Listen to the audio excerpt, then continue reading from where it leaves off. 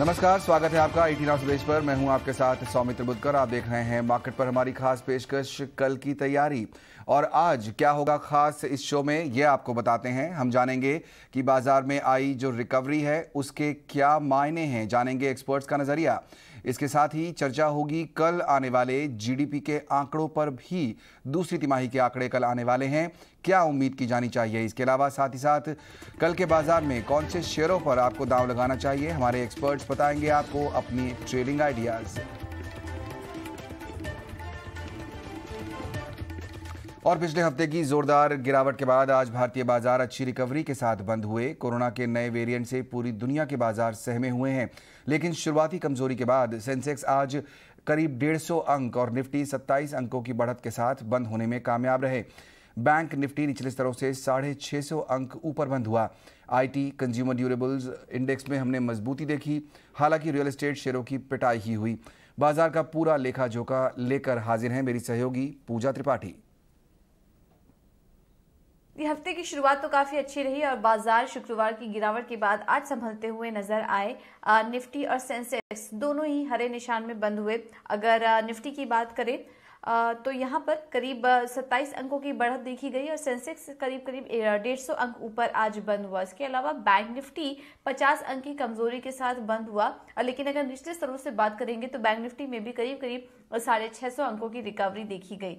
आज आईटी और जो कंज्यूमर ड्यूरेबल इंडेक्स थे वहां पर मजबूती दिखी। वहीं बीएसई रियल्टी इंडेक्स में करीब 2% से ज्यादा की कमजोरी देखी गई, तो रियल्टी स्टॉक्स ने आज काफी ज्यादा दबाव बनाया। निफ्टी के चढ़ने वाले शेयरों पर अगर नजर डालें तो आज कोटक महिंद्रा बैंक ऊपर था, एचसीएल टेक, एचडीएफसी लाइफ और टाइटन यहाँ पर अच्छी बढ़त देखने को मिली। वहीं लूजर्स पे बीपीसीएल, सन फार्मा, एनटीपीसी और अदानी पोर्ट्स, आज ये सभी स्टॉक्स कमजोर थे। आईटी शेयर आज मजबूती के साथ कारोबार कर रहे थे। इसमें मिड कैप और लार्ज कैप स्टॉक सभी शामिल थे, जिसमें कि एचसीएल इन्फो में आज काफी अच्छी तेजी देखने को मिली। इसके बाद परसिस्टेंट, एचसीएल टेक, विप्रो यहाँ पर अच्छी तेजी थी। अब कोरोना के जो नए वेरिएंट आ रहे हैं उस खबर के आने के बाद हम देख रहे हैं कि डिजिटल स्टॉक्स और लॉकडाउन की थीम वाले जितने भी स्टॉक्स हैं वहां पर अब हल्की बढ़त और अच्छा मोमेंटम देखने को मिल रहा है। फार्मा स्टॉक्स में लेकिन आज कमजोरी थी। शुरुआती सेशन में काफी अच्छी यहाँ पर खरीदारी देखी गई, लेकिन आखिरी कुछ घंटों में कमजोरी हावी रही है और इसमें ग्लेनमार्क, कैडिला हेल्थ, ल्यूपिन और सन फार्मा आज कमजोरी के साथ बंद हुए। इसके अलावा बैंकिंग स्टॉक्स में भी आज कमजोरी थी, खासकर की निजी बैंकों में। इसमें बंधन bank, city union bank, AU small finance और फेडरल बैंक में आज काफी ज्यादा कमजोरी देखने को मिली। और रियल एस्टेट स्टॉक्स में भी आज काफी ज्यादा कमजोरी थी। Prestige estates, Phoenix mills, Godrej properties और ओबरॉय रियल्टीज ये सभी आज गिरावट के साथ कारोबार कर रहे थे। बिल्कुल, और अच्छी हमने रिकवरी आते हुए देखी निचले स्तरों पर। और ईटी नाउ स्वदेश पर लगातार हम आपको कई एक्सपर्ट्स का नजरिया भी सुना रहे हैं। फर्स्ट ग्लोबल की एमडी और चेयरपर्सन देवीना मेहरा का कहना है कि बाजार पर कोरोना के नए वेरिएंट का ज्यादा असर नहीं है, बल्कि बाजार में गिरावट आनी ही थी। अभी भी लगता है कि कुछ लगभग में भी 1 महीना ऐसा कुछ आपका थोड़ा ऊपर नीचे रहेगा, पर ऐसा नहीं लग रहा कि ये कोई बहुत बड़ी बेयर मार्केट की शुरुआत है। और दूसरी बात ये है कि इसका कारण ये भी है कि अभी तक जो बाजार का रिटर्न है, आप लास्ट ईयर का वो जो कोविड लो था मार्च का, वहां से गिने तो बहुत ज्यादा लगता है, पर अगर आप थोड़ा सा लंबे समय के हिसाब से देखें तो इतना अधिक रिटर्न आया ही नहीं है। तो मैं देख रही थी जैसे सेंसेक्स का 40 साल का ट्रैक रिकॉर्ड, तो पहला दशक जो था 1980 से 1990 का, उसमें 21% कंपाउंडिंग थी। उससे अगले दशक में 14%, फिर 17%। तो जो 2010 से 20 वाला दशक था उसमें आपके 8-8.5% कंपाउंडिंग थी, जो फिक्स डिपॉजिट रेट से भी कम थी। तो यही कारण है कि उतनी जगह थी, एक तरह से आप कहिए कि हम ट्रेंड लाइन से इतना नीचे चले गए थे कि अभी भी ट्रेंड लाइन तक भी नहीं आए हैं। तो वो जो बड़ा बेयर मार्केट आता है वो तब आता है जब आप ट्रेंड लाइन से बहुत ऊपर बहुत दिन तक चल रहे हो। अभी ये जरूर है कि ये कोविड वेरिएंट के कारण भी और कारणों से भी आपको सेक्टर थोड़ा सोच समझ के लेना पड़ेगा। बिल्कुल, तो सेक्टर्स पर फोकस रखना होगा। स्टॉक स्पेसिफिक मार्केट ये हो गया है। हमारे दोनों ही मेहमान जुड़ गए हैं जो इसी पर अपनी राय देंगे। शर्मिला जोशी और कुश बोहरा, आप दोनों का ही स्वागत है कल की तैयारी में। कुश, 17,000 के ऊपर आज बंद हुआ है बाजार। क्या ये लेवल कंफर्टेबल है? कहां पर आपको ऐसा लगेगा कि अब यहां से शायद नई लॉन्ग पोजीशन की शुरुआत की जा सकती है? धन्यवाद सौमित्रा। देखिए, आज सुबह का जो आपका शो था योर स्टॉक्स, उनमें भी हमने यही बात कही थी। मैं यहाँ डेरिवेटिव्स और टेक्निकल दोनों को कंबाइन करके एक राय देना चाहूंगा। 16,800 के जो पुट हैं इसमें काफी अच्छा बेस है, और कॉल की अगर हम बात करें तो 17,300 के कॉल पे बहुत अच्छा बेस है। ये दर्शाता है कि मार्केट आने वाले कुछ दिनों में इस रेंज में रह सकता है। काफी कुछ डिपेंड करता है न्यूज फ्लो कैसा आ रहा है कोरोना फ्रंट पे और ग्लोबल फ्रंट पे। बट अगर हम उस चीज को जरा सा नजरअंदाज करें तो डेटा के हिसाब से 16,800 और 17,300 ये जो लेवल हैं, ये बहुत ही इंपॉर्टेंट लेवल्स हैं। अगर आप फ्रेश बाइंग की जो आप बात कर रहे हैं, अगर हम उस पर जरा ध्यान दें तो अगर आप कोर पोर्टफोलियो स्टॉक्स, जिन्हें हम लंबी अवधि के स्टॉक्स कहते हैं, जो आपको बाय करके बस होल्ड करने चाहिए, वैसे अगर स्टॉक्स आप बाय करने का नजरिया रखते हैं, तो ये एक अच्छा लेवल है एक limited amount of capital deploy करने के लिए, क्योंकि हम हाई से करीब करीब 2000 पॉइंट्स दूर है निफ्टी पे। तो ये एक अच्छा बेस बनेगा जहां पे आप सोच सकते हैं अपना कैपिटल डिप्लॉय करना शुरू करना। डेफिनेटली पूरा कैपिटल तो नहीं डालेंगे बिकॉज बहुत सी अनसर्टेनिटी है अभी, बट 17,000 का एक लेवल अच्छा है। और अगर मान लीजिए आप थोड़ा और बेहतर लेवल चाहते हो तो 16,800 ट्रेडिंग पर्सपेक्टिव से। जी, एक लास्ट लाइन कहना चाहूंगा। ट्रेडिंग पर्सपेक्टिव से यहाँ पे फ्रेश पोजीशन बनाना थोड़ा सा डेंजरस हो सकता है, बिकॉज 17,000 एक क्रूशियल लेवल है। तो मार्केट अगर आइदर साइड ब्रेकआउट देता है तब ट्रेडिंग में एंटर करें, तो एक डायरेक्शनल प्ले भी कर सकते हैं। ओके, तो 16,800 और 17,300 ये वो दो लेवल हैं जहां पर नजर रखनी होगी पोजीशन लेने के लिए। और जैसा कुछ बता रहे हैं कि आपको एक अपने जो टोटल कैपिटल है उसका कुछ हिस्सा भी आप डिप्लॉय कर सकते हैं। जाहिर तौर पर थोड़ा वेट एंड वॉच करके चलेंगे तो बेटर है। शर्मिला, आपको चर्चा में शामिल करना चाहूँगा। हमने देखा जिस तरह बाजार पिछले दिनों से चल रहा है, जो कोविड के नए वेरिएंट को लेकर चर्चा हो रही है। हालांकि भारत में अभी तक कोई केस नहीं आया है, लेकिन जाहिर तौर पर इम्पैक्ट शेयर मार्केट में तो दिखने ही लगा है। एक स्पेस जो हमने काफ़ी ज़्यादा बजिंग देखी वो थी डायग्नोस्टिक स्टॉक्स की, फिर चाहे वो लाल पैथ लैब हो या मेट्रोपोलिस हो, थायरोकेयर हो, ये वो स्टॉक्स हैं जो काफ़ी अच्छे तेज़ी के साथ अब चल रहे हैं। इस स्पेस पर फिलहाल क्या नज़रिया बनता है आपका? बिल्कुल, आई थिंक कि ये जो पूरा पिछले जो दो पूरे साल रहे, 1.5 साल रहे, उनमें हमने देखा ही है कि एक जो सेक्टर बहुत जो सामने आया है कि एक अच्छा सेक्टर बन सकता है आगे चलकर, वो एक डायग्नोस्टिक स्पेस है। और उसके साथ साथ मैं हॉस्पिटल स्पेस को भी जोड़ दूंगी, क्योंकि हमने देखा था बीच में कि काफी इस तरह के अनाउंसमेंट्स हुए थे गवर्नमेंट से to make it easier for hospitals to expand. So within the hospital space I like Apollo hospitals. और अगर आप डायग्नोस्टिक स्पेस देखें तो whether it is doctor path lab और थायरोकेयर, ये काफी सब अच्छे स्टॉक्स है। क्योंकि दो चीजें हुई है, एक तो RTPCR has almost become like a mandatory test to do अगर आप ट्रैवल करना चाहते हो, या इफ एनीबडी फील्स अनवेल तो first they want to rule out कि उनको कोविड है कि नहीं। अगर आपको कोई मेडिकल प्रोसीजर करना है तो हॉस्पिटल्स भी they insist on it. And overall I think कि आगे चलकर even if COVID were not there, I think ये जो सिलसिला है कि आपको एक लिस्ट थमा दी जाती है कि आपको ये सब टेस्ट करने पड़ेंगे before you do any medical procedure, ये अभी काफी हो चुका है, and I think that all of us have seen whether it's for health reasons or for medical reasons, we have to do this. तो जो ऐसे स्टॉक्स है like a Dr. Path Lab or a Metropolis, जिनका एक अच्छा network है, they are definitely going to benefit, like a pan India presence. And again, as I said, hospitals, जिसमें मुझे अपोलो हॉस्पिटल्स पसंद। बिल्कुल, तो ये अब पार्ट ऑफ लाइफ हो गया है, हमें यही मान के चलना चाहिए। और अगर आप शेयर बाजार में निवेश करते हैं तो जाहिर तौर पर जो अब लाइफ चेंज हो रही है, जो अप्रोच चेंज हो रही है, उसी तरीके से आप बाजार को भी अप्रोच करें तो बेटर है। अपोलो हॉस्पिटल यहाँ पर पसंद आता है शर्मिला को। चलिए एक और खबर का रुख करते हैं। रिलायंस कैपिटल को लेकर बड़ी खबर आ रही है। आरबीआई ने रिलायंस कैपिटल के बोर्ड को ओवरटेक कर लिया है। आरबीआई ने बैंक ऑफ महाराष्ट्र के पूर्व ईडी नागेश्वर राव को एडमिनिस्ट्रेटर नियुक्त किया है। डिटेल्स इस खबर की बता रहे हैं मेरे सहयोगी अंकुर मिश्र। जी हाँ, रिजर्व बैंक ऑफ इंडिया ने रिलायंस कैपिटल के बोर्ड को सुपरसीड किया है।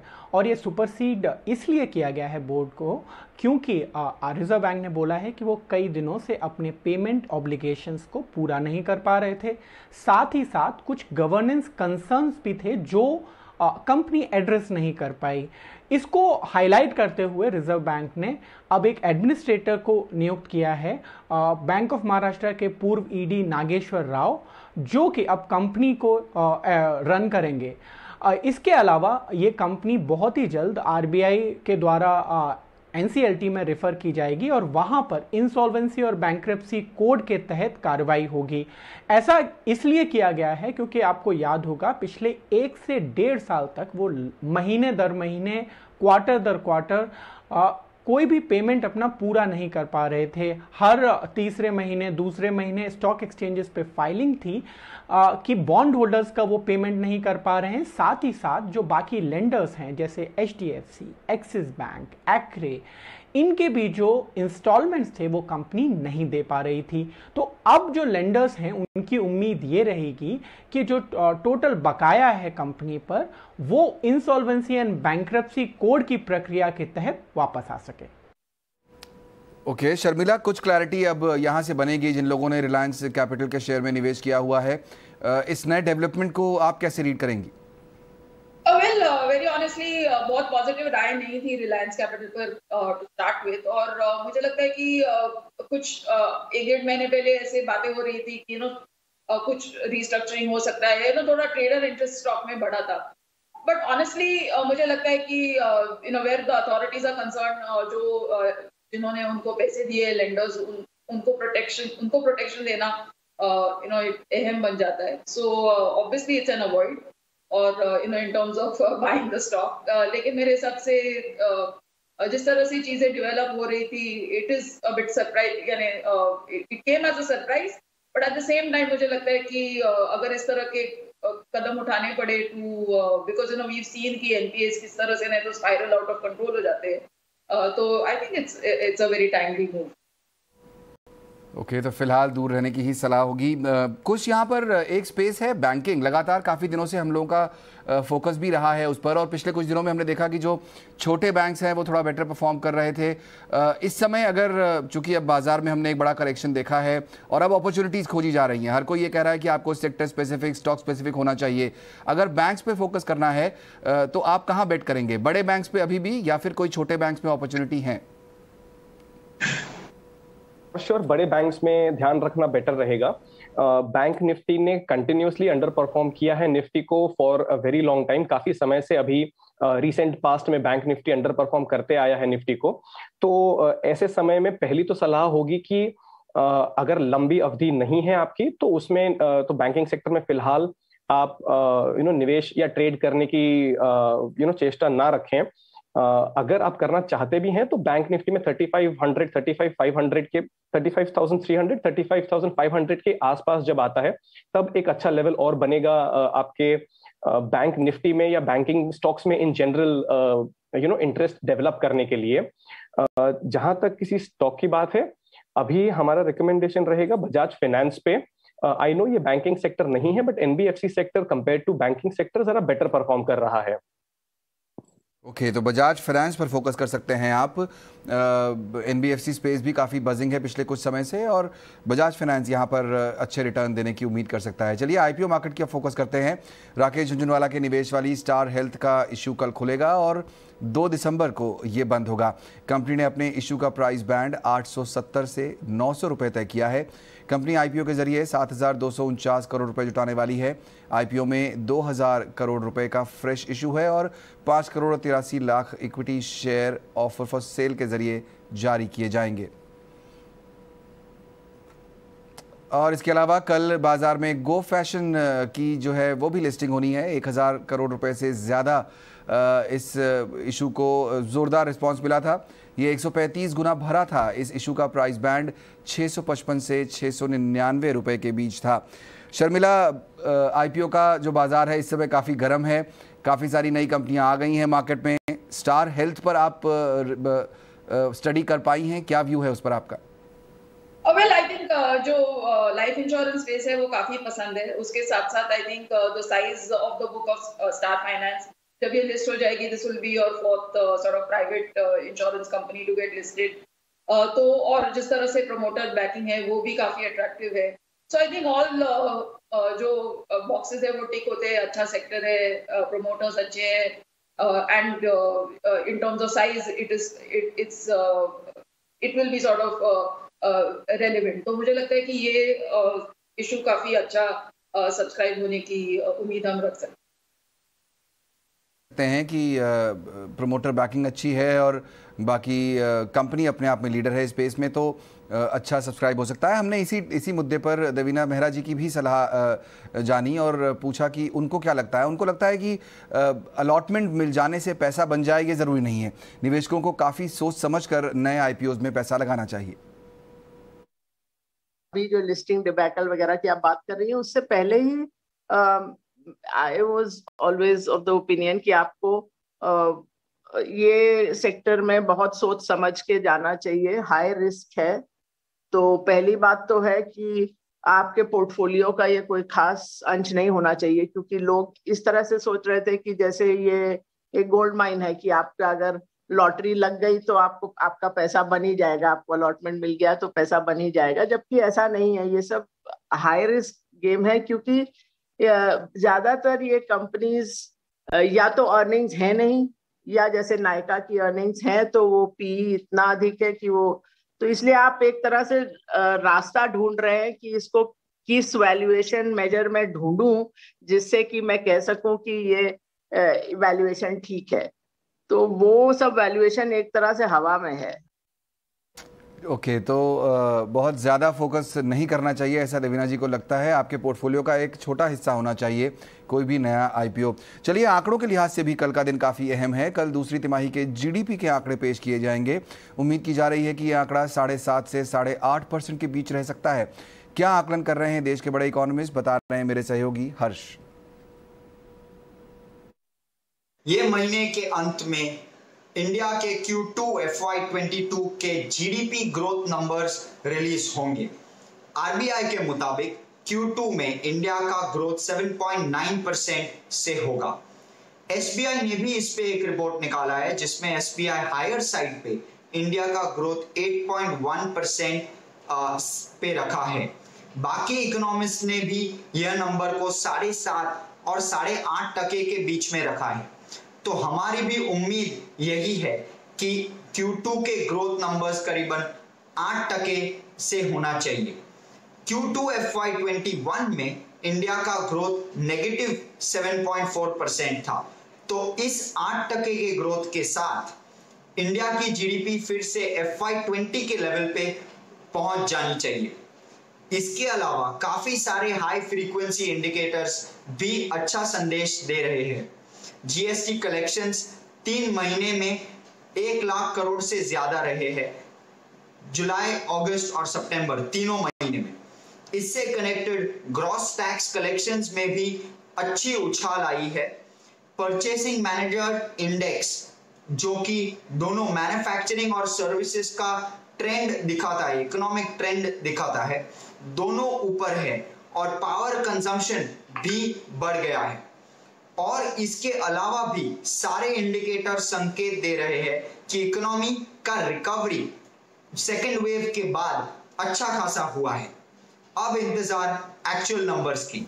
बिल्कुल, तो इकोनॉमिक रिकवरी की तरफ यहाँ पर इंडिकेशन दिखाई दे रहे हैं। कल आपके लिए स्पेशल कवरेज लेकर आएंगे हम जब जीडीपी के आंकड़े आएंगे तब। इस बीच गोल्ड बॉन्ड आज से निवेश के लिए फिर से खुल गया है। मौजूदा वित्त वर्ष में ये 8वीं सीरीज है। प्राइसिंग के लिहाज से इस बार की सीरीज में क्या निवेश करना चाहिए और क्या फ़ायदे हैं, ये तमाम डिटेल्स दे रहे हैं हमारे सहयोगी विश्व मोहन। देखिए, गोल्ड बॉन्ड खरीदने के लिए ये बेहतरीन मौका है। मैं इसलिए कह रहा हूं कि अगर जो मौजूदा भाव है गोल्ड बॉन्ड का वो है 4,791 रुपये। यानी करंट हाजिर भाव से ये भाव नीचे है। साथ ही अगर आप डिजिटली यानी ऑनलाइन अगर खरीदते हैं तो आपको 50 रुपए प्रति ग्राम का डिस्काउंट भी मिलेगा। तो ऑनलाइन खरीद पर आपके लिए भाव हो जाएगा 4,741 रुपए प्रति ग्राम का। करंट भाव देखें तो 48,000 के ऊपर वायदा में भी है और हाजिर में है, तो करीब करीब 700 से 900 रुपए का आपको डिस्काउंट यहाँ पर प्रति 10 ग्राम में मिल जाएगा। तो एक बेहतर भाव आपके लिए खरीदारी के लिए है। इसके अलावा अगर आप गोल्ड बॉन्ड खरीदते हैं तो आपको सालाना 2.5% का ब्याज मिलता है। 1.25% हर 6 महीने पे आपके अकाउंट में सीधे क्रेडिट किए जाते हैं। इसके अलावा आपको रख रखाव का कोई झंझट नहीं है। प्योरिटी की पूरी गारंटी है। 24 कैरेट के हिसाब से भाव तय होते हैं और इसके अलावा स्टोरेज का कोई कॉस्ट नहीं है।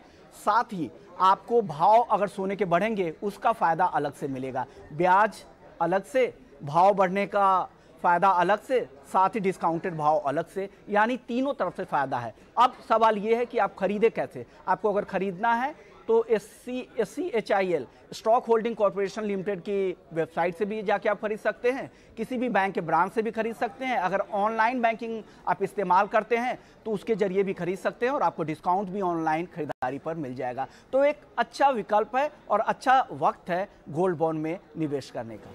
बिल्कुल, एक बेहतरीन विकल्प यहाँ पर निवेशकों के लिए गोल्ड बॉन्ड 3 दिसंबर तक ये खुला हुआ है और यहाँ पर भी निवेश किया जा सकता है। चलिए, वक्त हो गया है हमारे मेहमानों से ये जानने का कि वो कौन से आइडियाज़ लेकर आए हैं।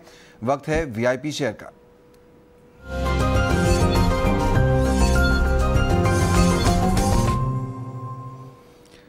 कुछ आपसे करेंगे शुरुआत। बताइए कौन से आइडियाज़ आप हमारे दर्शकों के साथ आज शेयर करना चाहते हैं। जी, 2 आइडियाज हैं जो शेयर करना चाहते हैं। जैसा पहले मैंने बताया, NBFC एक स्पेस है जिसमें आउट परफॉर्मेंस देखा गया है, जिसमें काफी इंटरेस्ट और एक्टिविटी देखी गई है। और बजाज फाइनेंस एक शेयर है जो उस पैक में लीडर है। तो बजाज फाइनेंस एक शेयर है जो हमें इन लेवल्स पे अच्छा लग रहा है। अभी 6900 के लेवल्स पे ये चल रहा है। अगर कोई निवेशक इसमें एंट्री करना चाहे तो ये अच्छा लेवल है 7150 के टारगेट से, और 6750 का इसमें रहेगा आपका स्टॉप लॉस। दूसरा जो हमारा आइडिया है वो है IT सेक्टर में। हमने देखा आज के मार्केट में भी एक ही लीडर था पूरे सेक्टर, सारे सेक्टर्स के कंपैरिजन में, वो था IT सेक्टर। इसमें हमारी पिक होगी L&T इन्फोटेक। ये भी करीब सिमिलर लेवल्स पे चल रहा है, 6750 के आसपास, 7000 का टारगेट और 6600 का स्टॉप लॉस रहेगा। बजाज फाइनेंस और L&T इन्फोटेक ये वो 2 शेयर हैं जो कुछ को पसंद आते हैं। शर्मिला, आप भी कोई आइडिया शेयर करना चाहेंगे हमारे दर्शकों के साथ? बिल्कुल, आई थिंक द फर्स्ट स्टॉक थोड़ा मिलता जुलता है क्योंकि वो भी IT स्पेस से, वो है HCL टेक। मुझे लगता है कि IT सेक्टर के नतीजे जो हमने देखे, जो लार्ज कंपनीज थे, HCL टेक का थोड़ा इतना नरम सॉर्ट ऑफ रिजल्ट्स थे, लेकिन एक्सपेक्टेड है कि Q3 में अच्छा बाउंस बैक होगा। जिस तरह के उनके डील विंस है, जिस तरह से वो पोजिशनड है अक्रॉस वर्टिकल्स, और जिस तरह से क्लाउड स्पेस में उनका डोमिनेशन है, तो इन सब चीजों को देखकर मुझे लगता है कि ये स्टॉक को जरूर खरीदना चाहिए। और ऐसे माहौल में जहाँ पे वी वांट सेफ्टी और अर्निंग्स में सेफ्टी है, जिन कंपनीज की अर्निंग्स अच्छी है उनमें आपको निवेश करना चाहिए। ऐसे मार्केट में when there is no trend और थोड़ा बहुत करेक्ट हो रहा है, it is safer to invest in stocks where आपको अर्निंग्स ऐसे लगता है कि they will not be disturb. और अगर जैसे कोविड फिर से भी एक नई वेव आती है, जैसे आई है which we are seeing across the globe, तो उसमें डिजिटल स्पेस डिस्टर्ब नहीं होता है, इनफैक्ट उनको और बढ़त मिलती है। वैसे ही और एक स्टॉक है HDFC life. I think perhaps the focus is also on this life insurance space because of this new IPO। लेकिन मुझे लगता है कि this is again is a sector जो काफी आप इंडियन कॉन्टेक्स्ट में देखे तो अंडर पेनिट्रेटेड है। और once again I think in the background of the pandemic, more and more people have realized कि लाइफ इंश्योरेंस लेना कितना अहम है और you need that protection for yourself and your family। तो हम देख रहे हैं कि ये भी एक डोमिनेंट प्लेयर है, they have the HDFC brand name behind them। तो ये दूसरा स्टॉक रहेगा HDFC लाइफ। बिल्कुल, जैसा कि हम चर्चा कर ही रहे थे कि अभी जो लाइफस्टाइल में थोड़ा चेंज हुआ है, जिस तरह का एनवायरनमेंट डेवलप हो रहा है, वहाँ पर इंश्योरेंस एक बड़ा फैक्टर हो जाता है हर किसी की लाइफ में। तो HDFC लाइफ आपको फोकस करना चाहिए। और इसके अलावा IT स्पेस से HCL टेक पर यहाँ पर शर्मिला की नज़र है। बहुत बहुत शुक्रिया आप दोनों का आज कार्यक्रम में शामिल होकर अपने नज़रिया देने के लिए और अपने स्टॉक्स भी बताने के लिए। कल की तैयारी में फ़िलहाल आज इतना ही। पूरी टीम को आप दीजिए इजाज़त। ब्रेक के बाद हम आपके लिए लेकर आएंगे मेड इन इंडिया।